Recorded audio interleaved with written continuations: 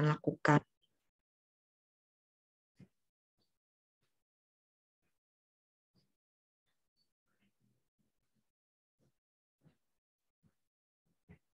Atau ada yang bisa memberikan pendapatnya atas praktikum yang tadi teman-teman lakukan secara virtual.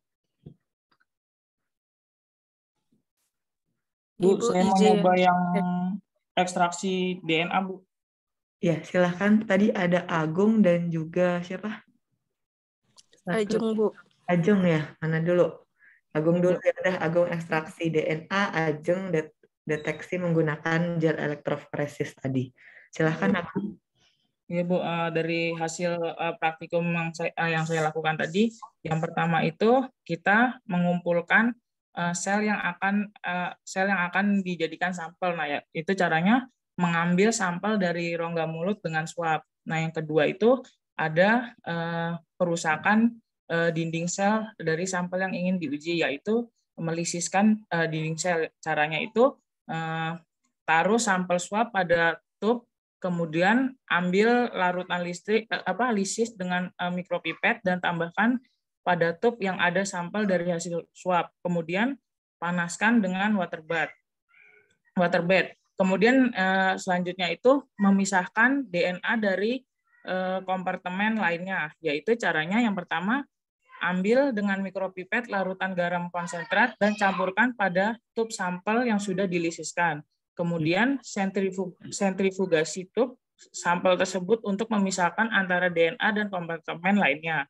Dan yang ketiga yaitu ambil larutan DNA yang sudah terpisahkan dengan kompartemen lainnya dengan mikropipet. Dan yang selanjutnya masukkan larutan tersebut ke dalam tube lain. Nah, yang terakhir itu ada mengisolasi DNA yang terkonsentrasi atau pemurnian DNA, yaitu ambil isopropil alkohol dengan mikropipet dan campurkan pada larutan DNA, kemudian kocok dan sentrifugasi larutan DNA dan akan menjadi DNA termurnikan. Seperti ini, Bu.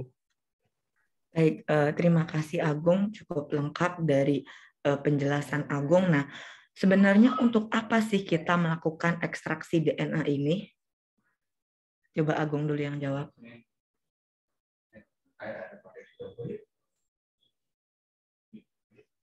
Mengapa perlu dilakukan ekstraksi DNA ini? Mandi dulu ya. Mandi dulu sama ya.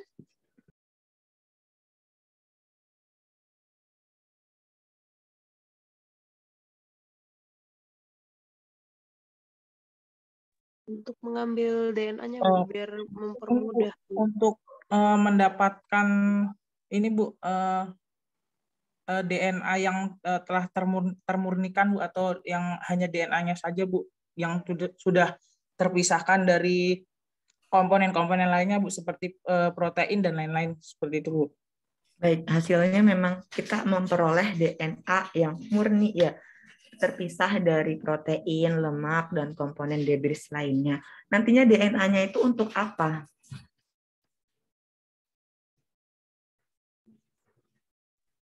Untuk dilihat, untuk diteliti selanjutnya. Di apa? Halo? Putus jam. Diteliti, dicermati. Halo, sepertinya sedang gangguan jaringannya ya.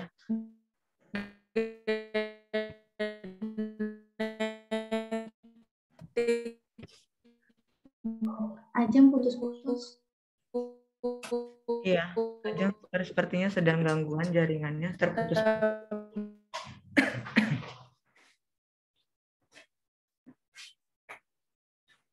Mungkin bisa di kolom chat atau tidak terlihat ya dari saya. Nah, sedang. Saya izin menjawab, Bu. Ya, silakan. Tujuan dilakukannya pemurnian DNA itu, kalau tadi dari yang virtual lab yang saya baca, itu bisa untuk analisis genetik itu, Bu. Jadi kayak misalnya buat lihat ada penyakit apa enggak, penyakit yang tingkatannya disebabkan oleh gen gitu, apakah di gennya terjadi mutasi atau kayak gimana gitu, Bu. Baik, Karisma, itu merupakan salah satu tujuan saja. Mengapa kita perlu ekstraksi DNA? Ada banyak tujuan lain. Misalnya tadi selain tadi untuk mengetahui tadi adanya identifikasi organisme tertentu, kemudian tadi Karisma bilang untuk mengidentifikasi misalnya penyakit tertentu seperti itu, untuk analisis forensik. Nah, itu merupakan dasar dari molekuler. Jadi untuk kita bisa ke tahapan seperti identifikasi molekuler atau identifikasi organisme tertentu, kemudian untuk keperluan forensik, itu kita memerlukan DNA-nya yang murni, yang terpisah dari biomolekul seperti protein, lemak, dan sel debris lainnya. Jadi ekstraksi DNA ini merupakan langkah awal dalam suatu proses penelitian, baik diagnostik kit tertentu. Ya. Dari pengertiannya ini, ekstraksi DNA itu merupakan proses pemisahan, tadi Agung sudah berbicara pemisahan DNA dengan komponen lainnya seperti protein, lemak, dan yang lainnya. Karena nanti yang akan kita teliti, yang akan kita diagnosa itu hanya DNA-nya saja, ya, hanya asam nukleatnya saja, DNA-nya saja, ya, DNA atau RNA-nya saja. Bisa diperlukan untuk keperluan cloning, atau kemarin belajar dengan Bu Yani tentang apa, rekombinan. Nah, itu berarti kita harus punya DNA-nya terlebih dahulu. DNA targetnya, kemudian DNA, sehingga nanti bisa dilakukan kajian-kajian lebih lanjut, ya. Nah, hal yang pertama teman-teman harus bisa mengekstraksi. Bagaimana sih cara memisahkan DNA dengan komponen lainnya seperti protein dan lainnya? Karena kan di dalam satu sel itu tidak hanya ada asam nukleat saja, tidak hanya ada inti saja, melainkan ada biomolekul lain seperti protein, ya. Kemudian juga ada lemak di dinding selnya dan yang lainnya. Nah, itu harus kita pisahkan dengan cara apa? Tadi ada Agung bilang ada lisis, ya. Ada lisis itu untuk memecahkan, ini kan ibaratkan sel, dipecahkan dulu dengan lisis, bisa secara mekanik, bisa secara kimiawi. Kalau mekanik dengan cara penggerusan. Kemudian setelah dilisis nanti akan diikat, sehingga nanti terpisah antara DNA dengan molekul pengotor lainnya. Setelah itu dimurnikan lagi tadi dengan isopropan. Dan didapatkan nanti pelet DNA, ya. Itu tadi prinsipnya dari ekstraksi DNA. Jadi ada lisis, dari kita punya sel, di dalam sel itu ada nukleusnya, kita ingin dapatkan nukleusnya saja atau DNA-nya saja, ya. DNA-nya saja. Jadi kita harus memecah selnya. Tentunya masing-masing sel, dari sel tumbuhan, sel hewan, sel bakteri, sel manusia mungkin itu berbeda-beda, ya, selnya. Apanya yang membedakan? Dinding selnya. Jadi treatment untuk ekstraksi DNA antara misalnya tanaman dengan hewan itu tentunya berbeda. Ya. Tadi kalau di tanaman ada dinding selnya. Kemudian dari bakteri juga berbeda antara gram positif dan juga gram negatif. Dari fungi juga berbeda. Apa yang membedakannya antara fungi dengan bakteri?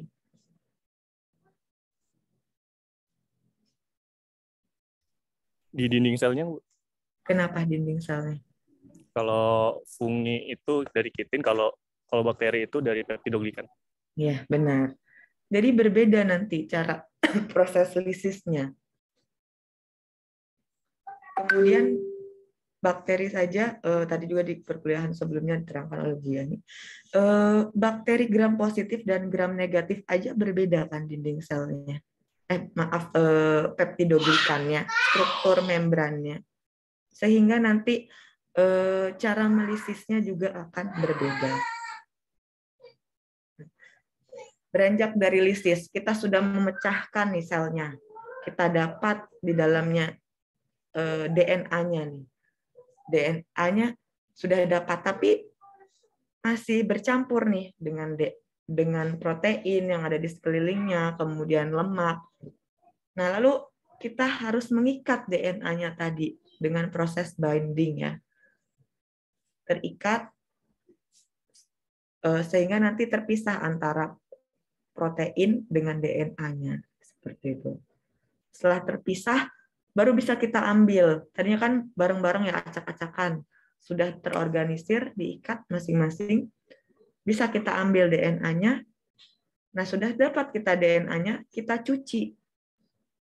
Kenapa? Beberapa materi genetik DNA itu misalnya ada pengotornya, seperti ada RNA-nya, atau ada lemaknya, seperti itu. Atau molekul debris lainnya. Setelah dicuci, baru kita dapatkan DNA-nya, kita elusi dengan larutan buffer, seperti yang bisa melarutkan materi DNA atau RNA. Sehingga kita dapatkan DNA murni, pure DNA, yang bisa kita lakukan untuk keperluan penelitian selanjutnya ataupun diagnostik selanjutnya. Untuk metode ekstraksi DNA ini, ada yang berdasarkan konvensional, metode yang sudah lama ya, konvensional. Kemudian ada juga yang berdasarkan kit ya. Yang lebih modernnya itu kita memakai kit ya. Untuk metode konvensionalnya itu ada yang kita kenal dengan kalsium chloride ya. Metode kalsium chloride atau ethidium bromide. Nah, senyawa ini yang dilakukan untuk melakukan ekstraksi DNA, memisahkan DNA dengan molekul debris lainnya. Intinya itu, ekstraksi DNA itu kita ingin mendapatkan mengisolasi DNA-nya, terpisah dengan molekul debris lainnya, protein, lemak, dan yang lainnya. Kalau di kalsium klorat ini menggunakan perbedaan densitas dari ion kalsium, air, dan juga ethidium bromide. Sehingga nanti akan terbentuk beberapa fase yang akan memisahkan materi DNA. Namun, metode ini sudah banyak ditinggalkan karena ethidium bromide itu merupakan zat yang berbahaya, sehingga tidak cocok dan tidak lagi digunakan di laboratorium klinis. Bisa membahayakan, sifatnya mutagen. Lalu ada lagi metode konvensional lainnya, yaitu phenolchloroform. Ya, metode phenolchloroform, di mana kita menggunakan pelarut organik fenol dan juga kloroform untuk memisahkan DNA dengan protein, lemak, dan molekul pengotor lainnya. Dan ditambah dengan tentunya sentrifugasi ya. Teman-teman masih ingat mungkin di pertemuan sebelumnya kita membahas beberapa alat, salah satunya ada sentrifugasi ya, yang bisa nantinya akan memisahkan bagian-bagian biomolekul tertentu berdasar menggunakan putaran ya, sentrifus tadi. Sehingga nanti tercipta dua fase. Nah, misalnya ada fase 1 dan 2. Nanti kita ambil misalnya fase 1-nya yang mengandung DNA, fase 2-nya yang mengandung protein dan pengotor lainnya. Jadi bisa kita pisahkan. Kalau tadinya kan bercampur, itu tidak terlihat, tapi kalau sudah terpisah ke dalam dua fase, nah kita bisa ambil. Fase mana yang mengandung DNA, ya kita ambil yang mengandung DNA tadi. Kemudian kita lakukan proses selanjutnya. Nah, metode phenolchloroform ini lebih mudah dibandingkan dengan dan lebih aman juga dibandingkan dengan metode konvensional lainnya, yaitu ethidium bromide.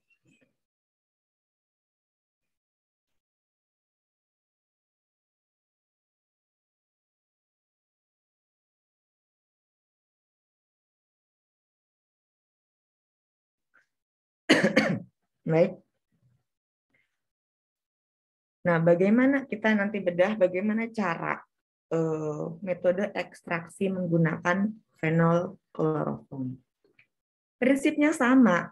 Semua prinsip dari metode ekstraksi tadi tahapan umumnya tadi ada lisis, kemudian binding, kemudian washing, kemudian elusi atau elut. Nah, itu prinsip dari ekstraksi. Sama seperti metode ini, fenol kloroform, pertama ada lisis. Nah, mengapa tadi perlu lisis? Karena target, nah DNA itu kan target kita yang ingin kita ambil, itu berada di dalam sel. Dan untuk mendapatkannya, kita harus melisis membran sel dan juga dinding sel. Nah, saya contohkan di PPT ini misalnya pada tumbuhan ya, tumbuhan merambat. Nah, itu kita ambil bagian DNA-nya. DNA-nya ada di bagian mana sih? Apakah daun, batang, akar, bunga, ada di mana? Ada yang bisa berpendapat? Di selnya, Bu. Di setiap selnya, entah itu di batang, akar, bunga, daun gitu, Bu. Benar sekali, Lasmi. Jadi di setiap selnya bisa kita peroleh DNA-nya. Di bagian daun, batang, bunga, akar, manapun itu. Sama seperti manusia misalnya ketika untuk keperluan forensik. Jika di dalam suatu kejadian misalnya ada tertinggal kuku, rambut, cairan-cairan darah, atau cairan yang ada di anggota tubuh tersebut, itu bisa kita gunakan sebagai sampel untuk ekstraksi DNA tadi. Karena setiap sel memang mengandung DNA tadi asam nukleat. Jadi kita ambil ya bagiannya, bagian sel tertentu, misalnya di sini saya misalkan daun. Daun, kemudian nanti kita lisiskan bagian dinding selnya, membran selnya. Biasanya teknik lisis ini ada dua cara, dengan cara fisik, yaitu dengan cara menggerus sampel dengan menggunakan mortar dan pestil, dan dibantu dengan nitrogen cair atau liquid nitrogen, atau dengan menggunakan metode freezing, thawing, dan iradiasi. Agar memudahkan kita untuk menggerus, untuk menghancurkan selnya tadi.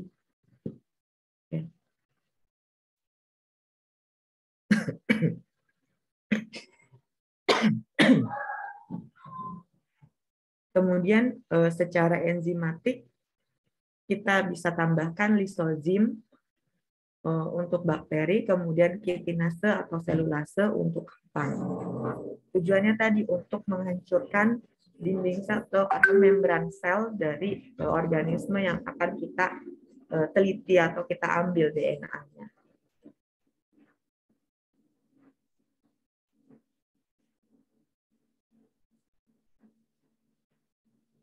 Lalu ini metode fenol kloroform untuk tahap 1 ini kita akan dari tadi kan kita sudah mendapat sampelnya dilisis dengan cara mekanik misalnya itu, dan juga menggunakan lisozim. Kemudian cara mengambil atau mengekstrak DNA-nya kita tambahkan pelarut organik yaitu fenol dan juga kloroform. Fenol dan kloroformnya itu biasanya 1:1 ya. 1:1, fenolnya 1 mili, misalnya 1 mili kloroformnya. Kemudian dibuat dulu larutannya, larutan PC-nya. Lalu kita masukkan ke dalam ke dalam sampel kita yang sudah kita lisis. Setelah itu di sentrifus ya. Di sentrifus kan ini sudah bergabung ya antara fenol, kloroform dan juga sampel kita. Di sentrifus ya. Di sentrifus lalu nanti akan terbentuk 3 fase malah ini. Nah, 3 fase. Nah, fase yang pertama ada fase aqueous, fase yang kedua interfase, dan fase yang ketiga adalah fase organik.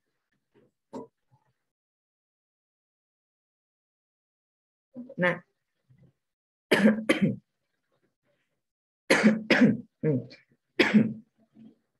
mana menurut teman-teman di sini yang mengandung DNA-nya? Fase aqueous atau fase interfase ataukah fase organik? Yang fase organik. Fase organik.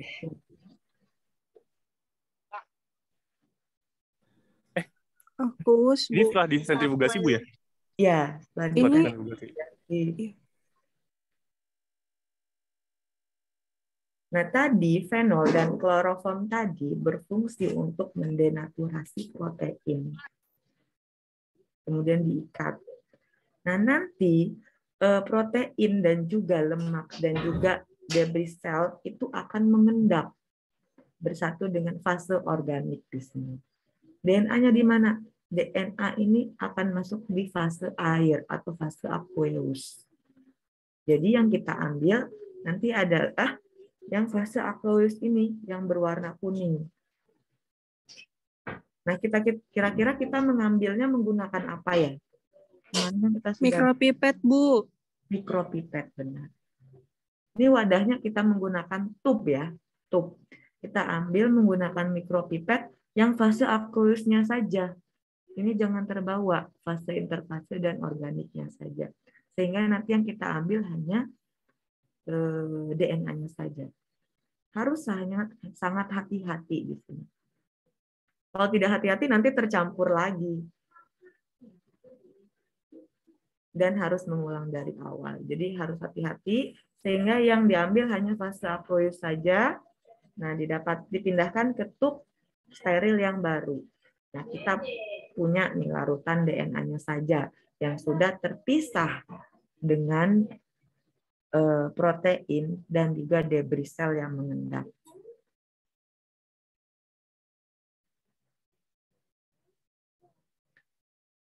Nah, tadi fenol dan kloroform tadi fungsinya untuk apa? Fenol dan kloroform itu untuk menghilangkan protein dari DNA. Karena dari fenol itu nanti akan mendenaturasi protein dan akan melarutkan protein yang terdenaturasi sehingga nanti akan mengendap. Kemudian kloroform sama juga merupakan protein denaturan yang bisa mendenaturasi protein. Nanti setelah disentrifus, nanti proteinnya akan mengendap, protein, lemak, dan debris sel lainnya. Yang di bagian atas hanya DNA dengan air, atau kita sebut dengan fase aqueous-nya. Nah, setelah itu kita peroleh tadi kan larutan DNA tadi ya, sudah dipisahkan menggunakan mikropipet. Lalu kita tambahkan garam. Garam untuk apa di sini? Untuk mengganggu ikatan hidrogen antara air dengan molekul DNA. Sehingga nanti kita mendapatkan pelet DNA-nya saja. Terpisah dengan airnya tadi. Nah, bersatu nih antara air dengan DNA tadi, dengan ikatan hidrogen tadi. Nah, lalu setelah itu kita presipitasi, kita washing dengan dari protein dengan isopropanol atau etanolnya. Dengan adanya kation ya, kation pada ini, etanol akan menginduksi perubahan dari struktur DNA yang mengakibatkan molekul DNA tersebut terpresipitasi dari larutan. Sehingga nanti kita peroleh pelet DNA, endapan DNA dari hasil sentrifugasi. Nanti setelah ditambahkan itu disentrifugasi, supernatannya dibuang. Nah, ini tadi tahap 1, penambahan kloroform dan fenol ya. Lalu tahap 2 ini kita sudah dapat nih larutan DNA-nya. Bagaimana cara mengendapkan DNA? Kita tambahkan tadi garam dan juga alkohol. Untuk mengendapkan DNA, dicampurkan. Kemudian disentrifugasi, nanti ada supernatan dan juga pelet. Nah, DNA-nya ini ada di sini, ada di peletnya. Supernatannya dibuang. Lalu kita cuci dengan alkohol tadi ETOH. Disentrifus lagi untuk menghilangkan kontaminan lainnya. Terus kita hanya ambil bagian ini saja. Larutan peletnya saja, peletnya dari DNA yang mengendap.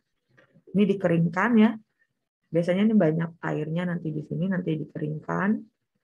Lalu nanti kita dapatkan larutan pelet yang dicampurkan dengan H2O, steril ya, H2O-nya harus steril atau buffer TE. Nah ini sudah siap, sudah bisa kita analisis lebih lanjut.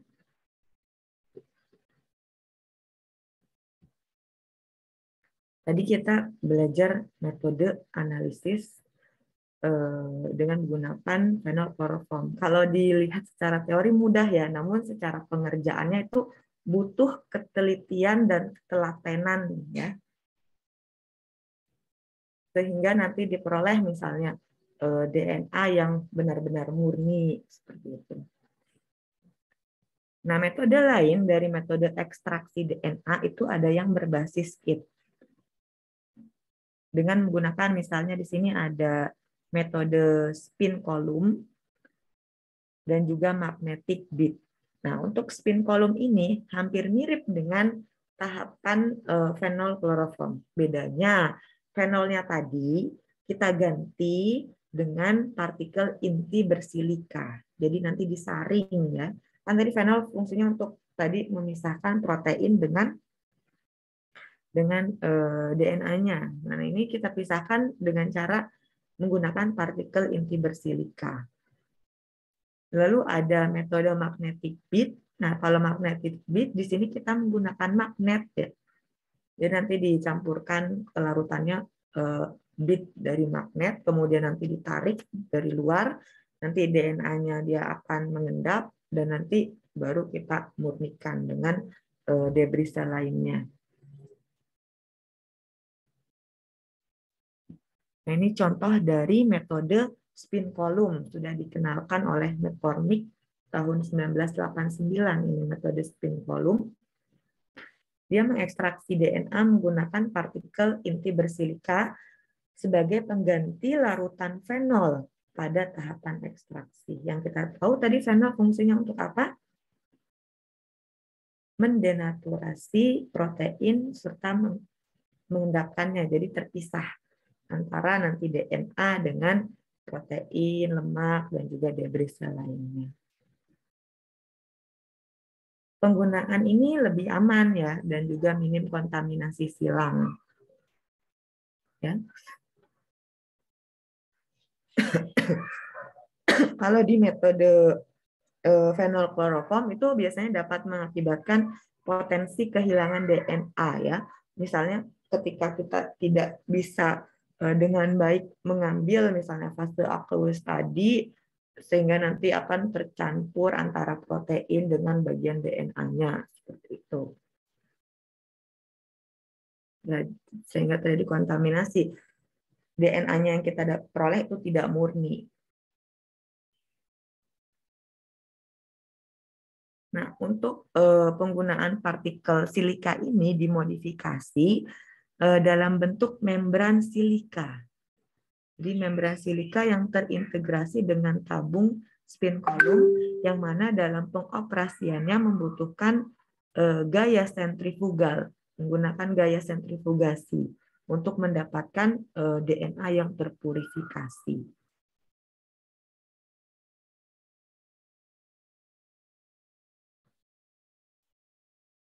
Nanti ini disaring jadi sebagai penyaring si partikel inti bersilika ini. Tentunya disaringnya itu dia tidak lama menetesnya. Jadi menetesnya itu terpisahnya harus menggunakan gaya sentrifugasi, pemutaran. Jadi nanti bisa ke bawah di DNA-nya ini.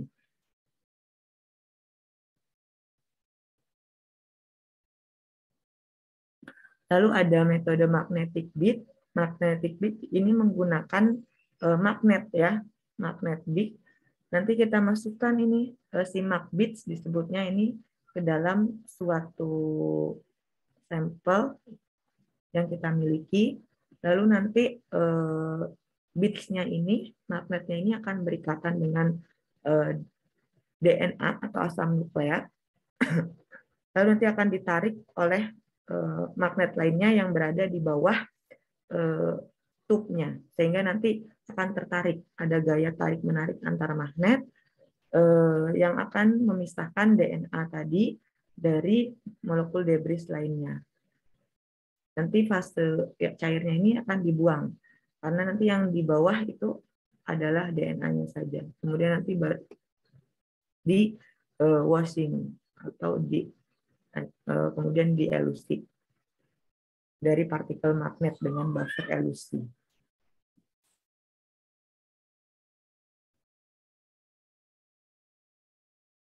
Kemudian ada isolasi DNA nih menggunakan kit tertentu, based on kit ya. Jadi kitnya ini sudah disediakan dari mulai pelarut-pelarut yang harus digunakan dalam proses ekstraksi,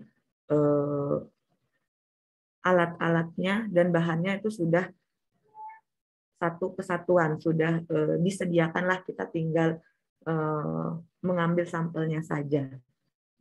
Kemudian mengerjakan dengan alat dan bahan yang sudah disediakan ini menggunakan kit tertentu. Di sini ada contohnya kit dari Bioneer.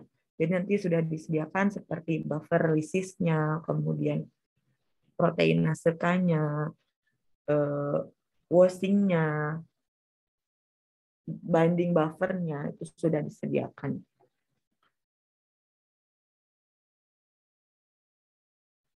Nah ini misalnya kita ingin mengisolasi bakteri dari tanaman. Ya, tadi contohnya ini ada daun yang bisa kita isolasi, biji-bijian juga bisa. Biji-bijian juga bisa kita isolasi. Pertama kita lisis dulu dengan cara mekanik, dengan cara digerus. Nah sebelumnya kita tambahkan LN2 itu apa? Liquid nitrogen ya, agar mempermudah kita dalam melisis sel, ya. Karena kan dinding sel itu kuat sekali ya. Jadi kita tambahkan liquid nitrogen yang sifatnya seperti es ya, sehingga akan membuat jaringan ini kaku, lalu nanti akan mudah terlisis dengan cara penggerusan tadi. Jadi hancur, lalu baru kita masukkan sampelnya tadi, jadi halus, masukkan ke dalam tube ya. Tube ditambahkan dengan buffer lisis dan juga proteinase untuk memisahkan tadi protein dengan DNA-nya.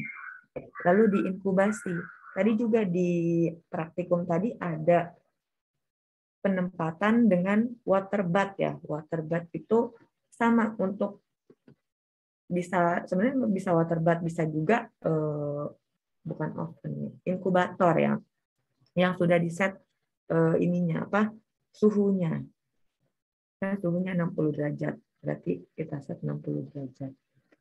Lalu setelah itu disentrifuge biasanya ya, dan nanti akan terpisah antara supernatan dan juga molekul yang mengendap tadi ya, organik tadi. Seperti protein, lemak, dan molekul debris lain. Yang kita ambil apa? Supernatannya. Langkahnya sama antara daun dan juga biji tadi. Setelah kita ambil misalnya supernatannya tadi, larutan DNA-nya, baru kita tambahkan dengan buffer yang bisa mengikat tadi DNA tadi.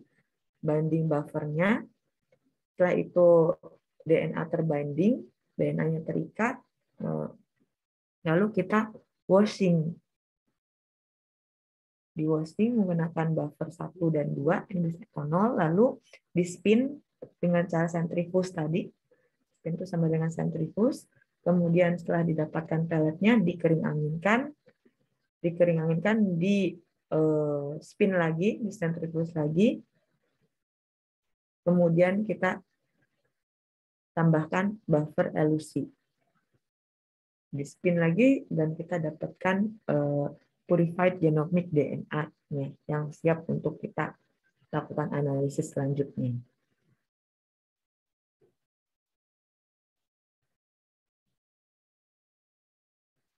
Nanti kit tanaman bisa tidak digunakan untuk kit bakteri, berbeda, jadi tidak bisa ya.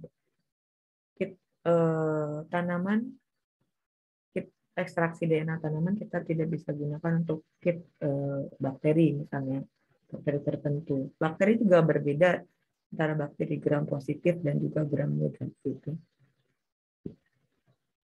Nah, setelah kita dapatkan ini DNA murni tadi, kita bisa deteksi keberadaan DNA tersebut dengan elektroforesis. Benar tidak tube yang kita hasil ekstraksi tadi ada DNA-nya? Itu bisa kita lihat dengan elektroforesis. Selain itu, elektroforesis juga bisa mendeteksi misalnya hasil dari PCR, hasil dari tadi DNA yang sudah dipotong-potong tadi menggunakan enzim restriksi, hasil isolasi DNA tertentu. Itu bisa kita gunakan dengan teknik pemisahan menggunakan elektroforesis. Nah, prinsipnya nanti elektroforesis itu dia akan memisahkan ukuran DNA tadi, pita-pita DNA berdasarkan ukurannya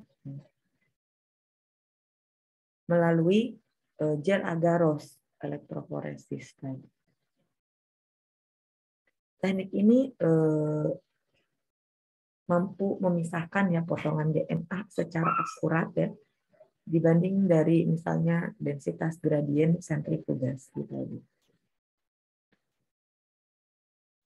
Nah, selanjutnya setelah di elektroforesis, lokasi dari DNA di dalam gel tersebut bisa kita identifikasi langsung menggunakan pewarna berfluorescence.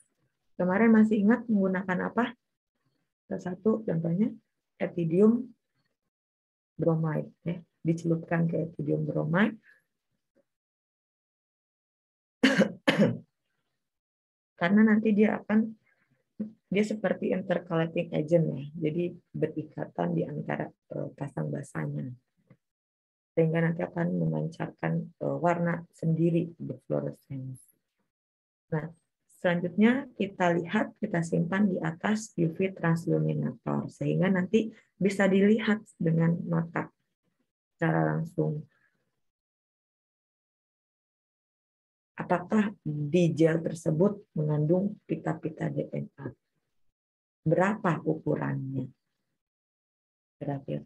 Nanti semakin jauh, misalnya pita DNA dari sumuran itu, ukuran pita DNA-nya itu semakin kecil. Semakin kecil dia semakin lari lebih jauh dari sumur. Nah, ini contoh dari elektroforesis ya, agaros gel elektroforesis. Ini gelnya tuh di sini, gel agarosnya. Nah, ini tangkinya nanti diisi dengan larutan buffer. Kemudian nanti ada kutub negatif dan kutub positif, katoda dan anodanya. Diberi power supply, aliran listrik, nanti akan bergerak DNA dari kutub negatif ke kutub positif berdasarkan ukuran dari molekul. Semakin kecil ukuran molekulnya, jarak pitanya akan semakin menjauh dari sumur tempat kita meneteskan DNA tadi. Jadi ini paling besar, molekul yang lebih besar, ini molekul yang lebih kecil. Tadi di virtual lab tadi kan ada 3 ya, ada 3 pita ya, yang besar, yang panjang, yang sedang dan yang pendek. Ya. Nanti di hasil akhirnya kan akan terpisah ya, terbentuk pitanya. Yang panjang di mana tempatnya, yang pendek di mana, yang medium atau sedang di mana.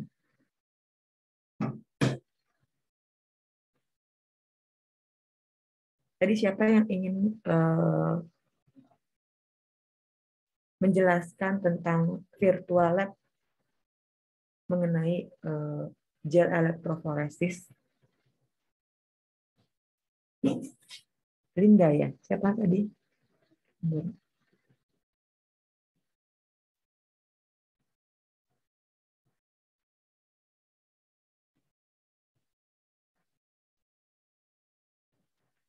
Alivia, siapa?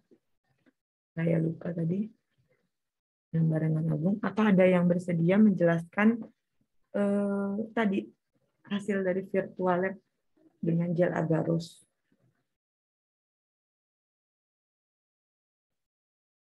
Tidak ada yang mencoba tadi. Yang sudah mencoba belum?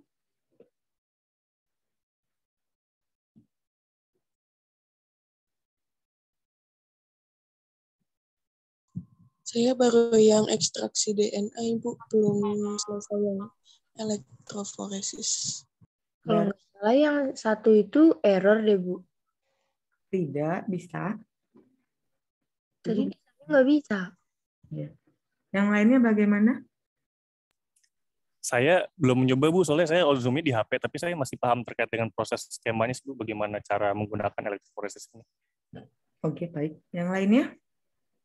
Jadi tadi baru ekstraksi DNA-nya saja yang dilihat.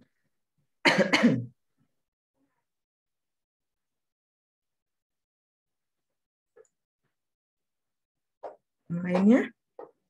Siapa nih? Deva? Ya, Bu. Ini suaranya terdengar gak, Bu? Terdengar jelas. Iya, tadi saya sempat nonton tapi belum selesai, Bu. Sempat nonton, sempat praktikum, tapi belum selesai, masih di tengah-tengah. Oh ya, mungkin di awalnya ada yang bisa jelaskan tentang gel elektroforesis sedikit. Oh iya, Bu. Iya, tapi mohon maaf ya, Bu, kalau ada kesalahan. Ya, jadi yang tadi saya udah lakukan itu terkait dengan gel elektroforesis ini kan menggunakan gel agarosa gitu ya, Bu. Jadi kan memang prinsip kerjanya itu kita kayak mau misahin gitu untuk melihat ukuran atau potongan-potongan DNA gitu ya. Karena kan di dalam DNA itu ada yang potongannya tadi seperti Ibu Anissa sebutkan, ada yang potongannya panjang, sedang, terus pendek. Nah, untuk melihat bentuk atau ukuran dari masing-masing potongan DNA tersebut tuh kita bisa pakai gel elektroforesis gitu ya. Jadi tahapannya itu nanti DNA yang udah diekstraksi itu dimasukkan gitu ke dalam tabung yang diperuntukkan untuk teknik PCR gitu kan. Nah, kok PCR? Jadi kalau di iya, Bu. Jadi kalau di gel elektroforesis itu menggunakan bubuk agarosa kan ya, Bu. Nah, nanti bubuk agarosanya itu dimasukkan ke Erlenmeyer. Nah, nantinya gel bubuk agarosa yang udah dimasukin ke tabung Erlenmeyer itu ditambahin sama yang namanya liquid buffer kalau nggak salah. Nah, nanti habis itu dicampur gitu kan, dan Erlenmeyer itu ditutup dengan menggunakan suatu plastik gitu, terus nanti dimasukin gitu ke oven.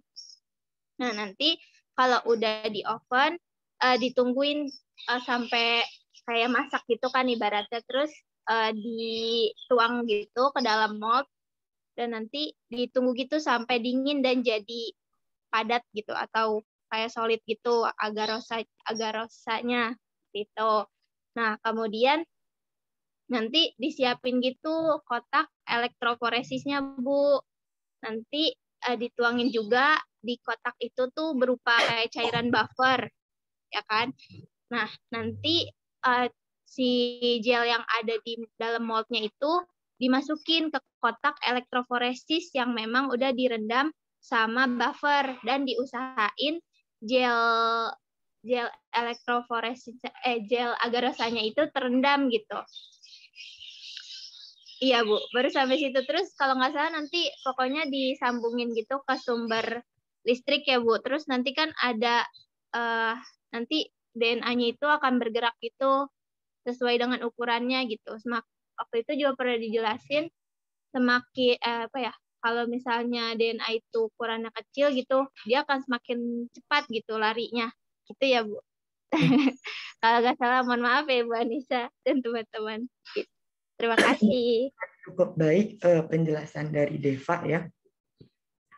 Jadi nanti hasil dari isolasi DNA tadi bisa kita lihat deteksi tadi DNA-nya ini menggunakan ini elektroforesis. Nah, DNA-nya tadi kok bisa terpotong-potong sih? Mungkin dari genom ya, dari genom DNA itu hasil dari pemotongan dengan menggunakan enzim restriksi sehingga didapatkan pita-pita DNA dengan panjang tertentu ya. Tapi kalau untuk genomnya nanti akan satu kesatuan saja kalau dia tidak dipotong-potong dengan enzim restriksi tadi. Ya. Nanti beda juga ceritanya dengan PCR. Kita belum bahas PCR, ini kita baru membahas ekstraksi DNA dan juga elektroforesis ya, Deva ya. Untuk PCR itu Iya, Ibu. Ya. Tadi saya salah sebut. Ya.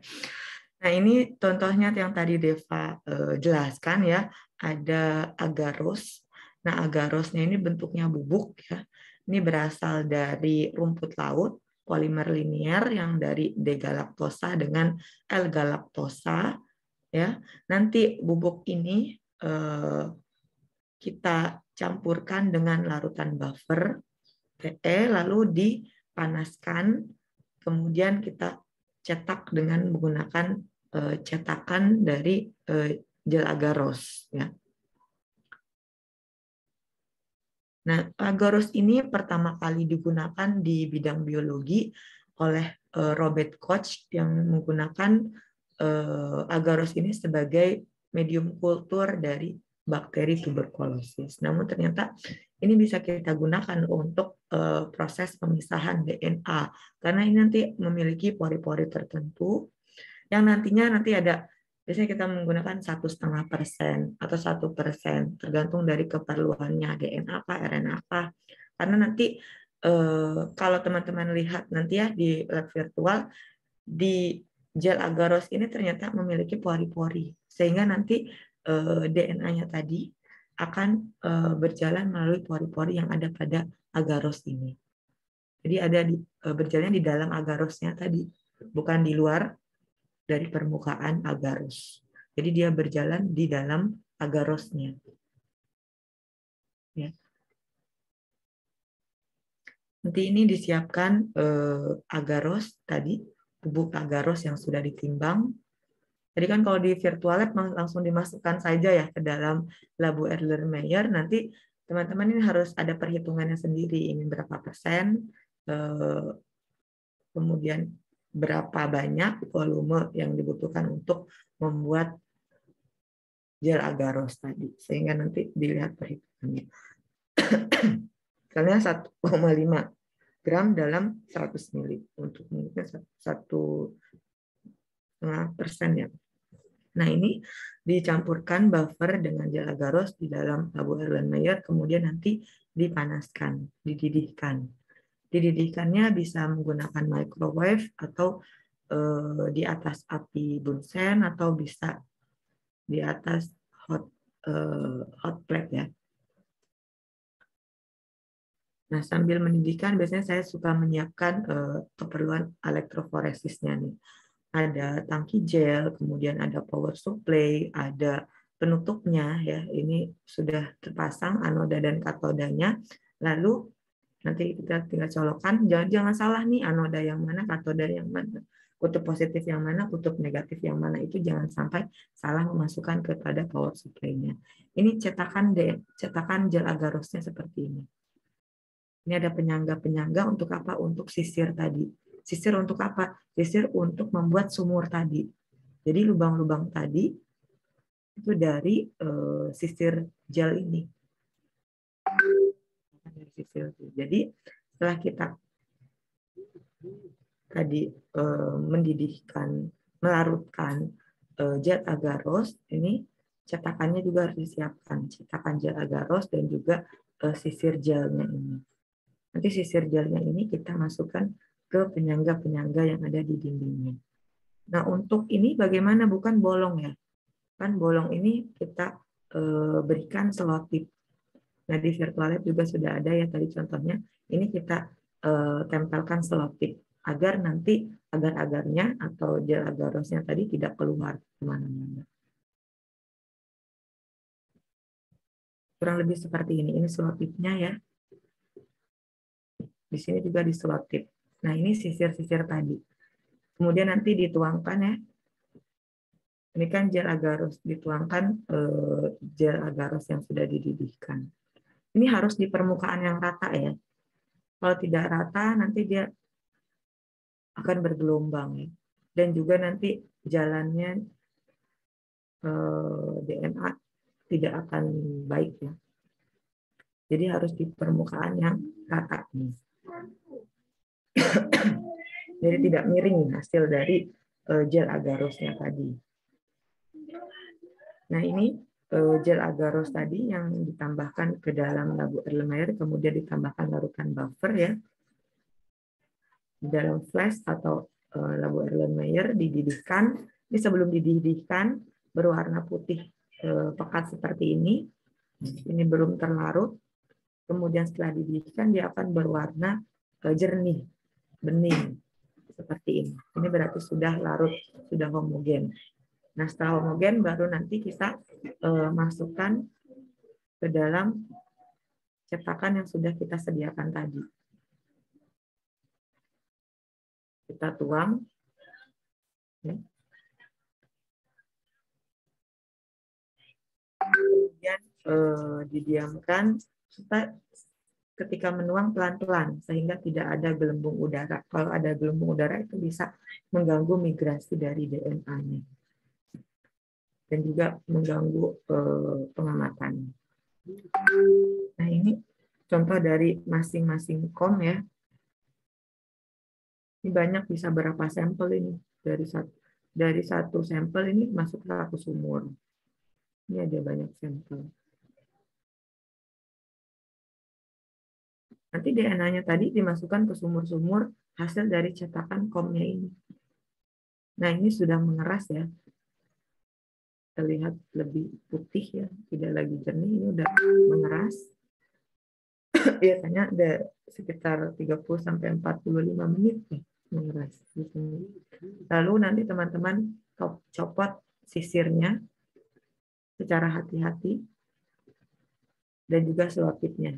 Cari hati-hati sehingga tidak merusak gel agarosnya ini. Nah, setelah jadi nih udah dicetak, sudah jadi dimasukkan ke dalam tangki gel elektroforesis. Ya. Dan tadi Deva juga menjelaskan diberikan buffer. Buffernya TE itu harus menutupi gel agarose tadi, harus terendam. Ya, harus terendam kurang lebih 1 mm di atas gel agarosnya ini. Jadi harus terendam dan cek setiap sumuran itu harus berisi dengan buffer.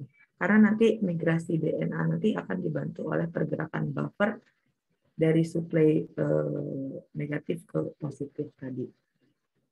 Di power supply negatif ke positif. Nah, sudah jadi nih, sudah siap gel elektroforesisnya. Kita sudah punya DNA-nya.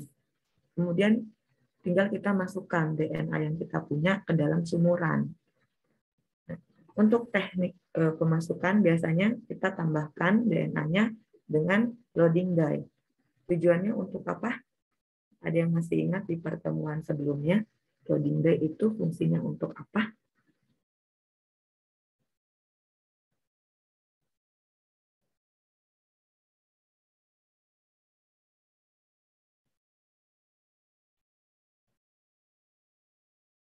Ya, siapa yang masih ingat?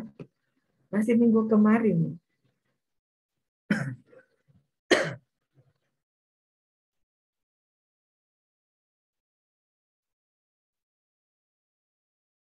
Menambah densitas, Bu. Benar, menambah densitas. Densitas apa?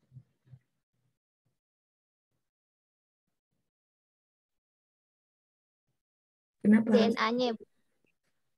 ya? Loading day tadi berfungsi untuk menambah densitas yang dicampurkan dengan DNA agar ketika DNA dimasukkan ke dalam sumur, DNA tidak bergerak keluar dari sumur, jadi akan berada di bawah sumuran dari sumur yang telah kita letakkan DNA-nya. Coba teman-teman nanti buka virtual lab-nya ya. Nanti DNA yang kita masukkan ke sumur itu akan berada di bagian bawah sumurnya. Ya. Jadi harus menggunakan loading day tadi sebagai penambah densitas agar si DNA ini tidak keluar kemana-mana, tidak keluar dari sumur.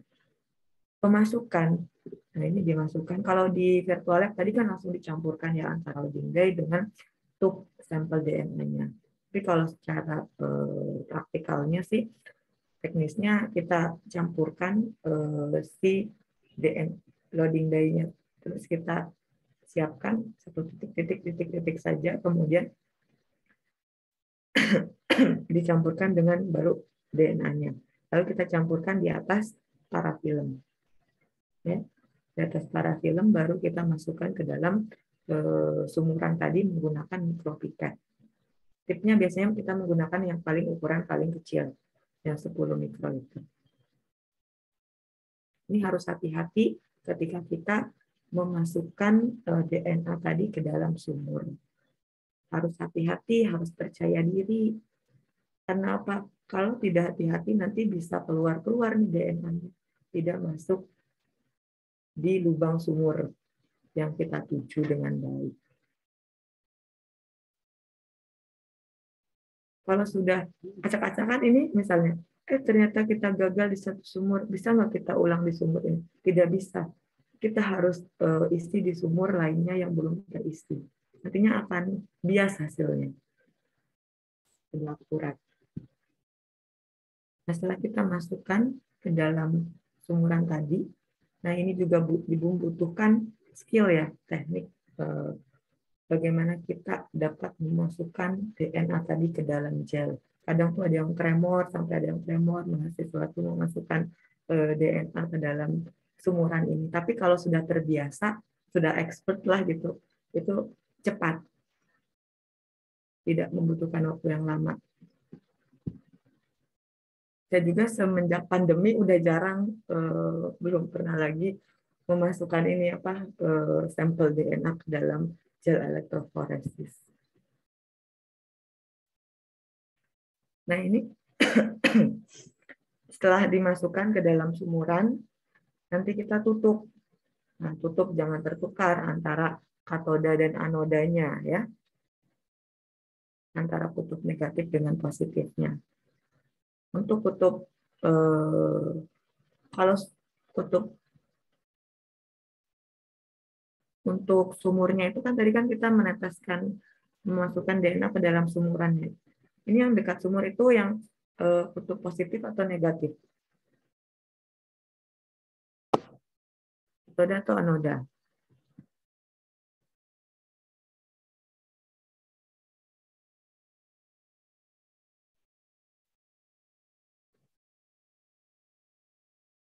Yang dekat dengan sumur nanti yang kutub positif atau negatif? Yang dekat sumur negatif. Negatif, Bu. Negatif kenapa? Boleh tidak ditukar, diputar?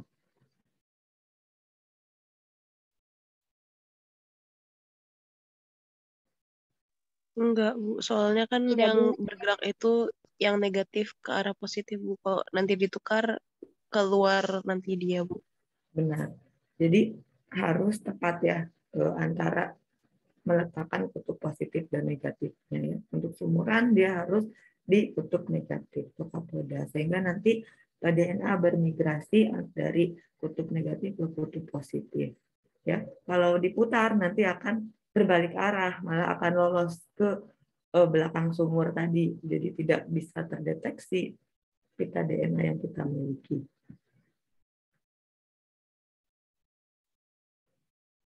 Karena kan DNA kan sifatnya apa? Negatif ya. Negatif nanti dia akan berjalan ke kutub positif. Nah, ini ketuk positif atau katode. Nanti dia ini sumurannya ya, tidak terlihat dengan jelas. Nanti ketika teman-teman memasukkan sampel ke dalam sumuran, karena kan ini bening ya, harus dengan mata yang sangat teliti ya, mata yang tajam. Dan kadang bisa merusak sumuran kalau kita tidak hati-hati. Nah, setelah dimasukkan, kemudian dijalankan proses elektroforesisnya, bermigrasi dari kutub negatif ke kutub positif atau dekanode. Ini akan berjalan. Begitupun nanti bromophenol blue-nya tadi, PTB-nya. Ini yang berwarna biru adalah bromophenol blue atau loading dye-nya. Biasanya tercampur di loading dye. Ini akan berjalan ke kutub positif.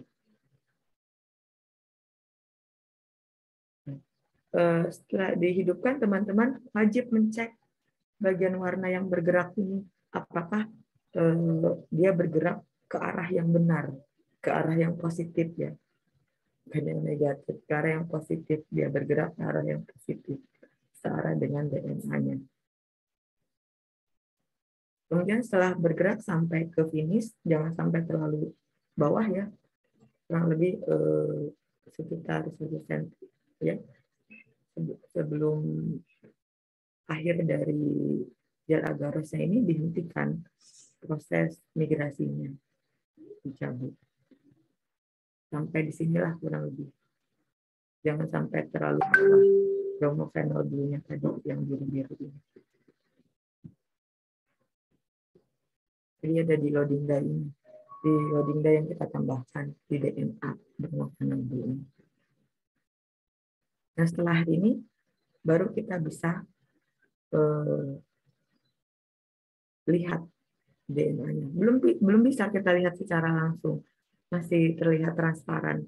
Jadi kita harus masukkan ke dalam ethidium bromide. Atau ada juga gel elektroforesis yang sudah mengandung ethidium bromide. Jadi kalau belum mengandung, kita masukkan ke dalam ethidium bromide. Di virtual lab juga ada bagaimana cara memasukkannya, direndam. Setelah direndam, nanti ethidium bromide itu akan berikatan dengan pita DNA. Nanti kita lihat di bawah UV transluminator, sehingga nanti pita DNA yang berikatan dengan ethidium bromide akan berfluorensi, memancarkan warna putih tadi. Akan terlihat nampak seperti ini. Nah, selain sampel, biasanya kita juga memasukkan marker ya, atau tangga DNA di sini. Untuk apa? Untuk mengetahui ukuran DNA yang kita miliki.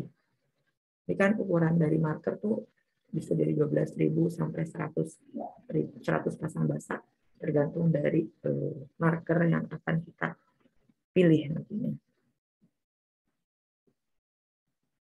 Nah, ini contoh dari hasil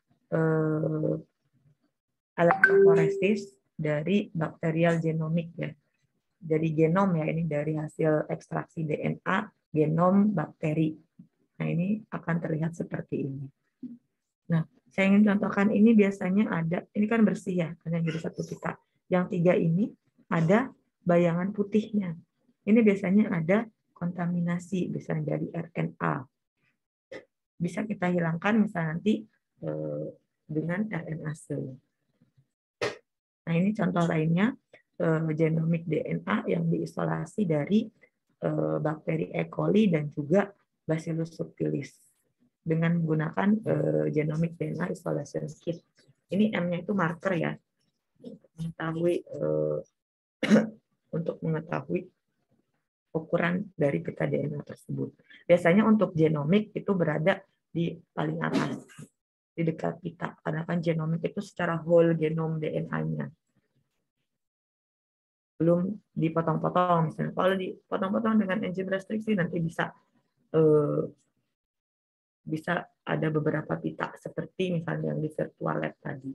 Kalau di virtual lab tadi kita sudah punya DNA-nya. Di dalam DNA itu ada yang panjang, pendek, dan juga medium. Nah, kita belum tahu nih ukuran dari pita hasil pemotongan tadi, itu kan dari genom, kemudian dipotong dengan enzim restriksi, kemudian belum tahu ukurannya nih, baru kita masukkan ke elektroforesis, kita lihat tadi ukurannya, tadi yang panjang berapa, yang pendek berapa, yang medium berapa. Nanti teman-teman tolong lihat ya di virtual tadi, nanti teman-teman lihat lagi cara kerja dari ekstraksi DNA dan juga elektroforesis tadi, kemudian teman-teman buat bagan alurnya, cara kerjanya dibuat bagan alur. Misalnya untuk ekstraksi penghancuran sel terbaru lisis. Lisis menggunakan bahan apa saja. Kemudian fungsinya untuk apa. Itu dijelaskan fungsi-fungsi dari masing-masing larutan yang teman-teman gunakan di virtual lab tadi. Nanti di elektroforesis tadi kan ada 3 pita. Pita yang besar tadi ukurannya berapa bendnya. Kita sebut pita atau bend. Kemudian yang kecil ukurannya berapa, yang sedang ukurannya berapa, itu disesuaikan dengan marker yang ada pada yang kita simpan di jet elektroforesis tadi. Nah, markernya itu seperti ini. Coba kita coba ya untuk yang ini. Oh, saya baru lihat jam, ternyata sudah pukul 17.32. Mungkin dari Bu Yani terlebih dahulu ada tambahan, Ibu. Selamat sore, Ibu.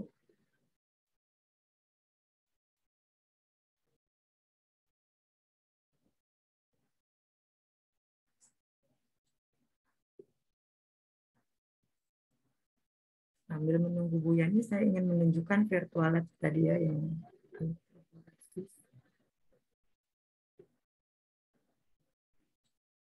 option.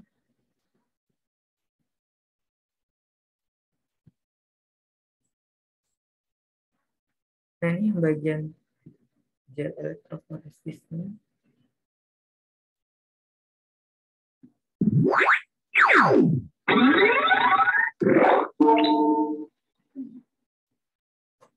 Nah, kita punya nih DNA, tapi kita tidak tahu ukuran DNA yang ada pada tube tersebut.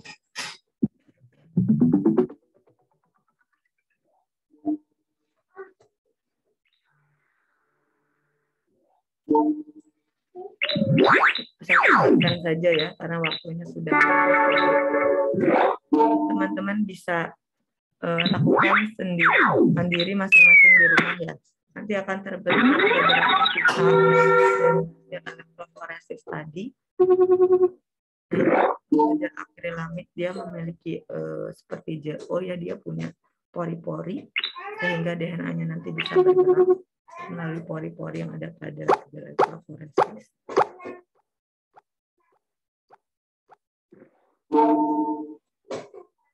Oke, mungkin nanti teman-teman bisa coba masing-masing mandiri di rumah ya. Ternyata waktunya sudah lebih ya, lebih 14 menit. Mungkin teman-teman nanti akan untuk persiapan berbuka ya. Udah mau maghrib. Baik, Bu. Saya izin bertanya, Bu. Ya, silakan Safi. Tugas yang tadi virtual lab itu dikumpulkannya Kamis depan atau bagaimana ya, Bu? Kamis depan. Baik, Bu. Seperti biasa ya, Bu, PDF ya, Bu? Baik. Seperti biasa PDF. Dikumpulkan di Google Class ya.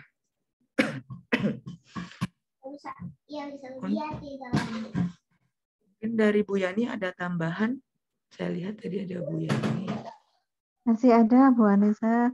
Ya, Bu. Kasihan udah batuk-batuk. Cepat sembuh ya Bu Anissa. Ya, ya baik.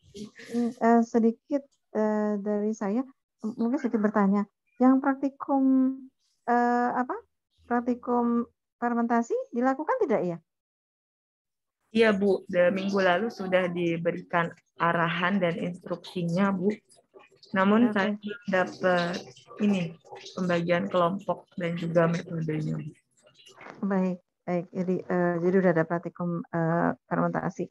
Tadi ya Bu Anissa, yang tadi dengan kelas PBA ya, mereka minta untuk jika dimungkinkan praktikum. Saya tidak tahu apakah di kelas ini juga berminat. Mungkin yang bisa dilakukan adalah elektroforesis. Jadi mulai dari mewarnai, jadi mencampurkan dengan loading dye, dan kemudian loading ke dalam well-nya, lalu running elektroforesis. Mungkin itu aja udah cukup lama ya Bu Anissa. Kalau untuk ekstraksinya saya kira tidak memungkinkan ya waktunya, karena ini sekali, mepet sekali gitu. Tapi saya tanya dulu, apakah di kelas ini juga akan berminat? Tadi kelas sebelah minta, Bu kalau memungkinkan praktikum. Jadi tadi sudah kita bicarakan pekan depan katanya kelasnya kosong pada pukul 8 kalau tidak salah di kelas PBA, sehingga akan dilakukan praktikum jika memungkinkan. Bu Yani belum bisa janji ya, karena saya belum bertemu dengan Kaleb gitu. Pagi pukul 8 sampai pukul 12 untuk PBA. Nah, kelas PBB pada hari Kamis pekan depan itu ada jam setelah pukul 13 kosong atau tidak?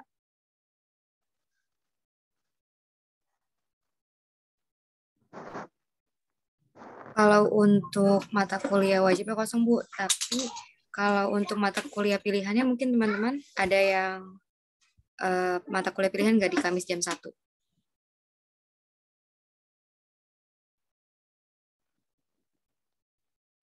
Kamis boleh. Tapi Bu ya tanya dulu, akan berminat atau tidak? Ini tidak wajib ya, ini tidak wajib. Jadi kalau memang berminat, kalau kelas sebelah tadi ingin sekali Bu mau masuk lab.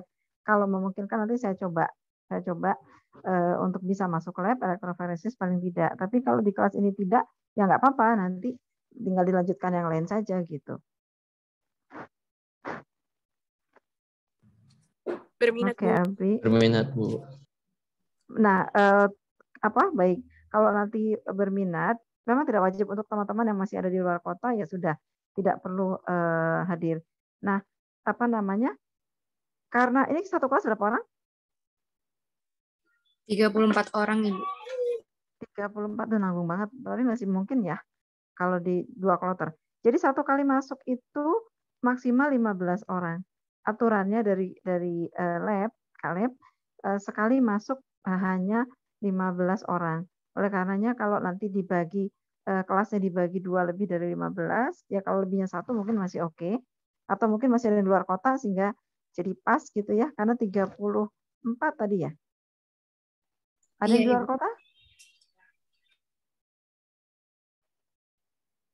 Ada yang masih tidak di Jakarta gitu? Sepertinya ada, Bu, yang sudah pulang kampung. Oke, berapa orang supaya tahu? Yang posisinya tidak di Jakarta. Kan ada orangnya di sini, kan ada semua nggak sini? Jangan-jangan tidak mendengarkan tadi ada 30 partisipan.